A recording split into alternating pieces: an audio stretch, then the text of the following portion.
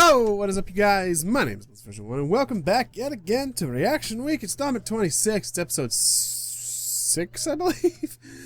I don't know. I do these and bulk record these sometimes, so I kind of lose track of what number I'm on. So if it's episode 6 or 5, let's put it up here. I don't know which one I put. So anyway, in this episode, we're going back to Llama Arts. It's been a while since I've reacted to this guy, and this video was put out last week. It's called Midnight Horror Stories Animated. Now he's got a really good art style, so hopefully you guys are gonna enjoy this. So without further ado, here we go.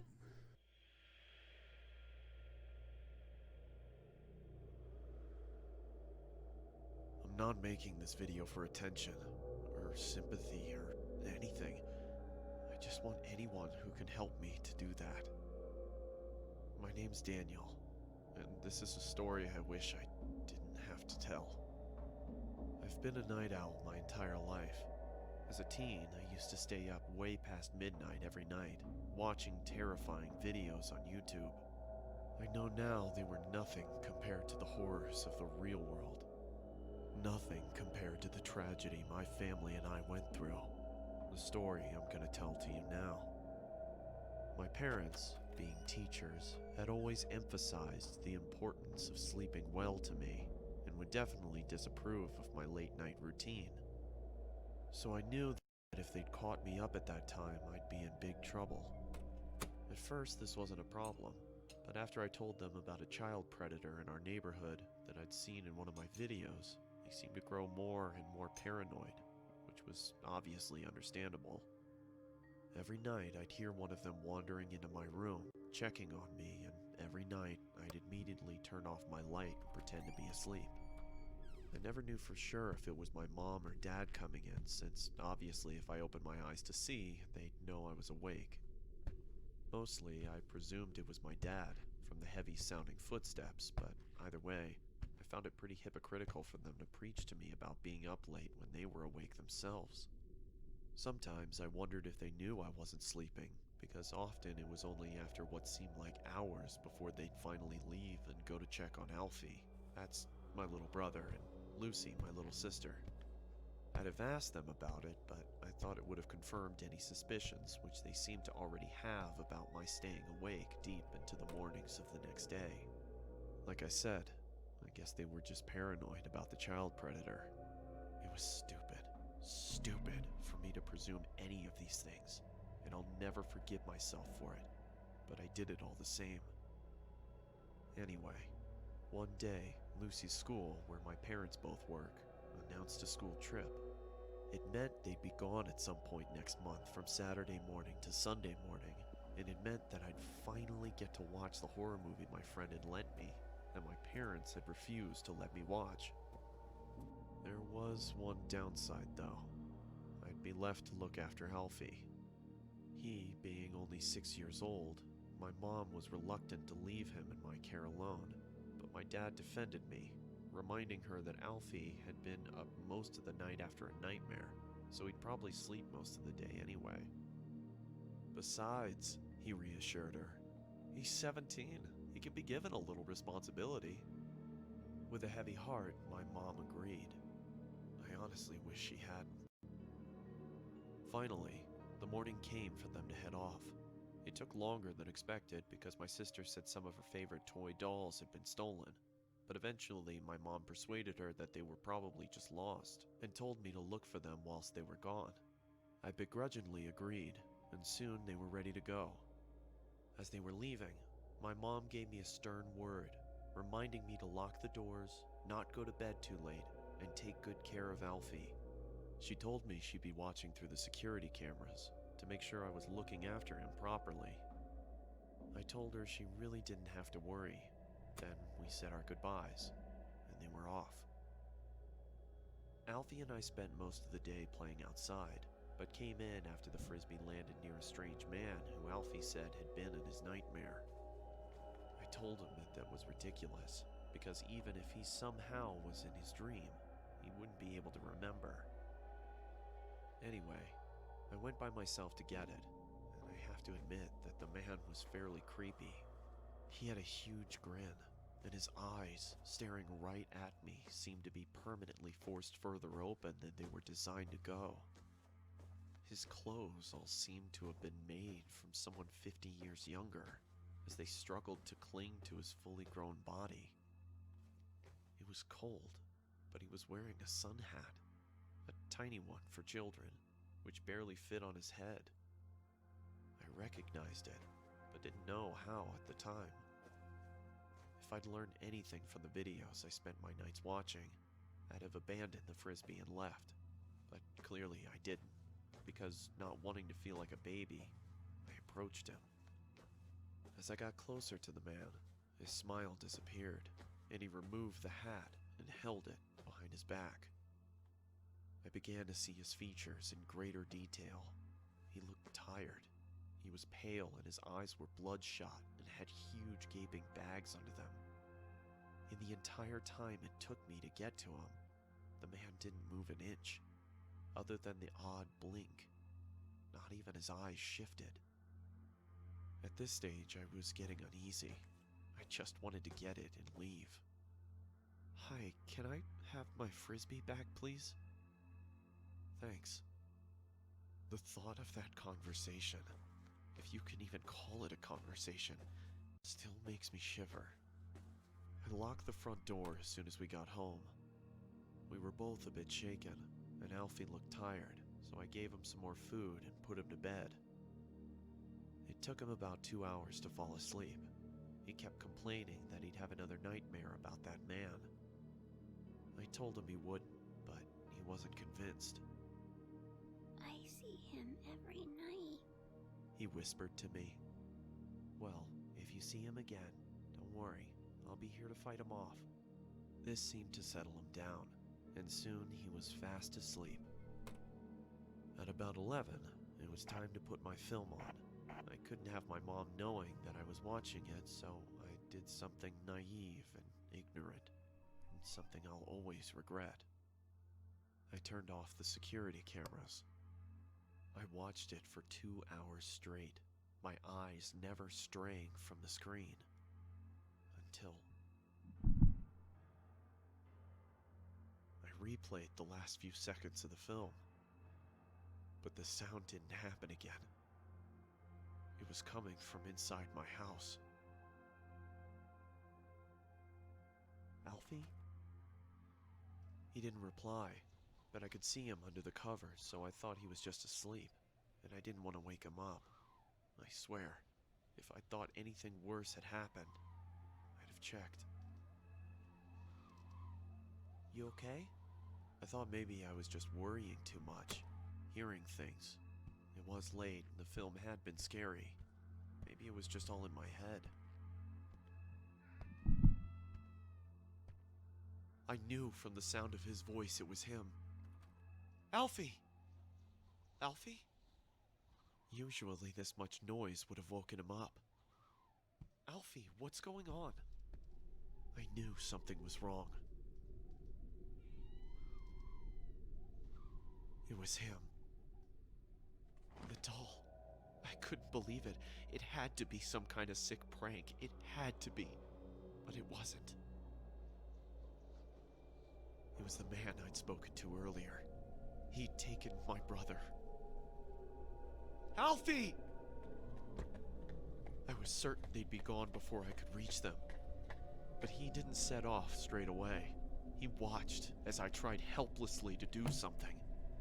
I screamed and I shouted and I banged on the windows and I tried to open the doors, but nothing worked. It was all in vain. There was nothing I could do for my brother, my best friend, as he was stolen away from me.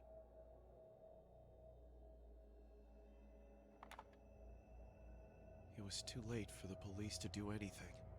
It was too late for anybody to do anything. He was gone, and in time, I'd have to come to accept that.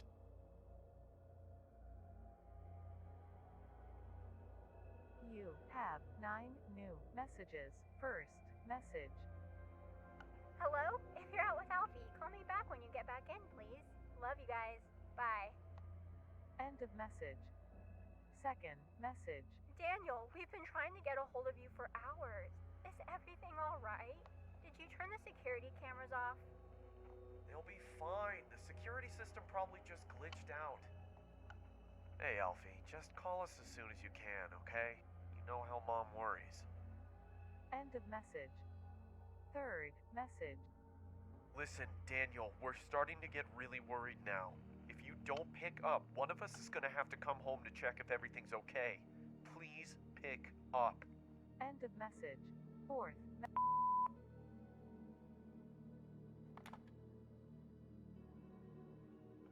Daniel, are you okay? Daniel! What's happened? Please answer. Ah, come on. Okay. I couldn't bear to tell them anything. That was 7 years ago. We never found him. When I asked my parents if they'd seen anything at all of this man whilst they checked on us during the night, they only looked at me, concerned and confused. What do you mean? They asked. I could only stare at them in horror. Every night, around 2, you'd come and check on Alfie, Lucy, and me to see if we were sleeping. Daniel? They told me. No, we we didn't. didn't. The police wanted security camera footage of the man, but of course, there wasn't any. It automatically camera footage of the man, but I'll see you guys when it's done buffering, because it seems like it's gonna be an asshole. Okay, it looks close enough. Maybe it'll actually buffer. Maybe it'll play the rest of the way. We'll see. of course, there wasn't any. It automatically deletes any footage older than 24 hours, which meant I'd been mindless enough to stop it recording on the only night we could have seen him. You know, the strange thing is, I don't even know if I want Alfie to be alive. Because if he is, God knows what that monster has done to him. Sorry if I've gone on too long, but the guilt's been killing me. I had to get it out somehow. I only tell it as a story because, well, people like stories, and I want as many people to hear this as possible. Alfie, if somehow you're watching, I love you, and I'm so sorry. Please don't lose hope. And to the man who took you, it's not too late. If you have any heart at all, and even if you don't, please let my little brother come home. To everybody else, if someone comes into your bedroom at night, open your eyes. You never know who it might be. I still stay up late at night. But it's not because I don't want to sleep. It's because I can't. In case anyone sees Alfie, this is the last good photo we took of him. That's it.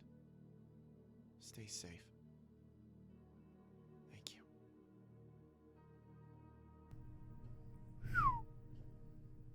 Thank you for sticking around to the end of the video. Damn, that's creepy. I mean, he's got a good point though, because I've always been a night owl myself. I've never had this problem. I've never had anything like that happen to me. I mean, I don't have any I don't have any actual brothers and sisters. My older brother that you've seen in videos with me and stuff like that, I've just known him for over 20-something years. We grew up together. My mom practically helped raise him, so he's basically family. So I consider him my older brother. My younger brother, who was technically my stepbrother for a while, and then my mom and his dad broke up one last time, and anyway, yeah, my mom and his dad broke up many years ago, and I mean, we still keep in contact very, very seldom, but I do love my family. I love both my brothers, and I love my stepsister, technically. I mean, she never really liked my mom, and stuff like that, so I mean, hey, whatever, to each his own and stuff like that. So, I mean, I do love my family, any part of my family, whether you're extended family, whether you're friends who become family, whether you're anything like that. I'm very protective of my family. So, This does scare me as a parent due to the fact that there are sexual predators everywhere out there, and as the fact that not all sexual predators are like this particular case, because sometimes it's legitimately wrong place, wrong time. It could be something as much of a grudge of the father pressing charges on his daughter's boyfriend because she was 15 and he was 17 or something like that, and then he's got to file as a sexual predator his entire life and live with that. So like I say, not every sexual predator is like this. There are some like this, and there are some that are not, which is, again, the scary part. You don't know. You don't know. That's the thing. Best thing to do is just stay safe, like he said. Someone comes into your room at night, it's best just to open your eyes. I mean, again, that's also iffy, because if you open your eyes and they turn out to be a predator and they have a weapon or something like that, they'll just take you then or something like that. And that's scary to think about as well. So, again, kind of makes your mind think, whether you're a young kid watching my channel for some weird reason. None of my stuff's meant for kids. Whether you're an adult watching my channel and you have kids and you want to worry about this stuff, my wife doesn't sleep throughout the night anyway. I sleep like a log. My son sleeps like a log. My daughter, up and down sometimes. But she does go check on the kids occasionally anyway. So, we try and keep it safe. We live far enough out to where we don't have to worry about stuff like that. And also, if my brother's home, he sleeps on the couch. So, I mean, no one's going to fuck with him. He's built like a brick shit house like I am. So, anyway, I'm going to go into this episode here. I'm going to quit ranting and raving, but that is really food for thought. That was a good video. Llama Arts does really good stuff. His storytelling is really good. I don't know if this is based on an actual event or not. But stuff like this does happen out there. So, keep on guard, keep safe, and stuff like that. Even if my community so far is still really small and still growing, I do care about you guys. I might not say it enough, but I do. You guys are amazing. If it weren't for you guys sharing my videos, liking my videos, and giving me feedback, whether it be helping me with editing or helping me with thumbnails or stuff like that, I would never be where I am today, and I won't be pushing further to get farther along. I do wish we could spread it a little bit faster, but again, I'm not going to look a gift horse in the mouth. I do appreciate every single one of you guys that are sharing my videos, that are liking my videos, and are giving me any kind of feedback. So, all that being said, thank you guys so much for watching, and as always, I'll see you in the next video. Hey, and peace out.